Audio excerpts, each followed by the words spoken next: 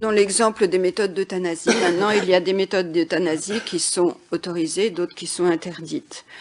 Quand j'étais petite, si l'on peut dire, quand on euthanasiait un rat, eh bien, on lui frappait le cou sur le bord de l'évier et ensuite on le saignait. Voilà. Et ça, c'est une pratique qui est absolument interdite. On les prend et puis on les tape contre une tôle en fer. Et après, on les met dans un sac.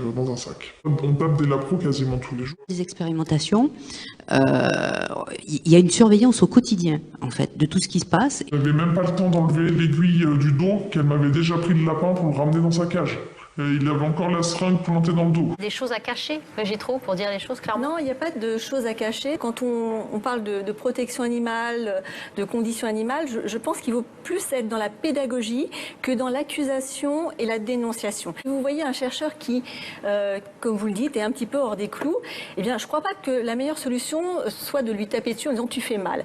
Moi, je crois qu'en fait beaucoup plus à la pédagogie en allant voir ce type de chercheur en disant « tu sais, tu peux faire mieux.